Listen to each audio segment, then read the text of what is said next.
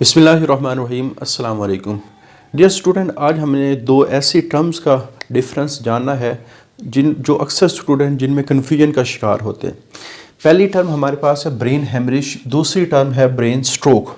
Brain stroke, इन दोनों में क्या फ़र्क है? अक्सर स्टूडेंट समझते हैं चूँकि दोनों ही ब्रेन से ताल्लुक़ रखती हैं तो शायद ये दोनों एक ही चीज़ें हैं। तो पहले ब्रेन हेमरेज को देख लेते हैं कि ब्रेन हेमरेज होता क्या। हेमरेज आमतौर पे उस कंडीशन को कहा जाता है जिसमें रप्चर ऑफ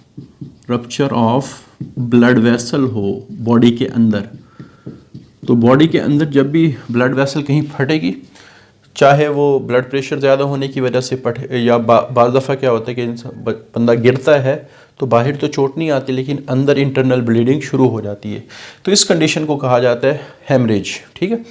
ब्रेन हेमरेज का मतलब कि वो ब्लड वेसल जो हमारे ब्रेन को जा रही हैं, अगर वो किसी वजह से फट जाएँ, फटने के काजेज़ बहुत ज़्यादा हो सकते हैं। हाइपरटेंशन हो सकता है, कोई एक्सटर्नल चोट हो सकती है, तो मुख्तलिफ काजेज़ हो सकते हैं, तो इसको कहा जाएगा ये ब्रेन हेमरेज है।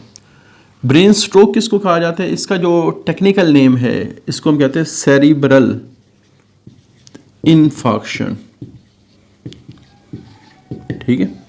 तो सेरिब्रल का वर्ड ब्रेन से रिलेटेड है और इन्फार्क्शन आमतौर पे वर्ड इस्तेमाल होता है जब कोई बॉडी के सेल में सेल डेथ हो जाए, और आमतौर पे ये जो सेल डेथ है वो चूँकि एक्सीडेंटल होती है और एक्सीडेंटल सेल डेथ को नेक्रोसिस कहा जाता है। ठीक है।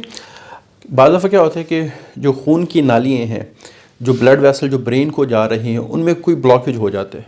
ठीक है। ब्लॉकेज किस वजह से हुआ इस रीज़न को हम डिस्कस नहीं कर रहे कि ब्लॉकेज हो जाता है जिसकी वजह से जो ब्लड है जब उन सेल तक जो ब्रेन के हैं जिनको न्यूरॉन्स कहा जाता है उन तक जब ब्लड नहीं पहुंच रहा तो वो डैमेज होना शुरू हो जाते हैं।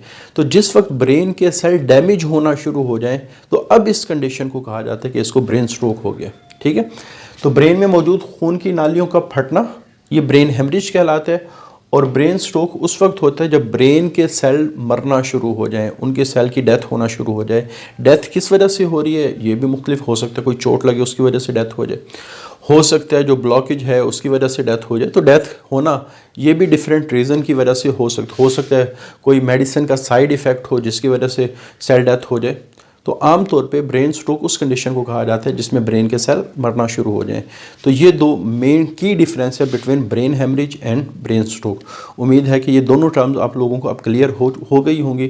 तो आज के लिए इतनी, अल्लाह हाफिज़।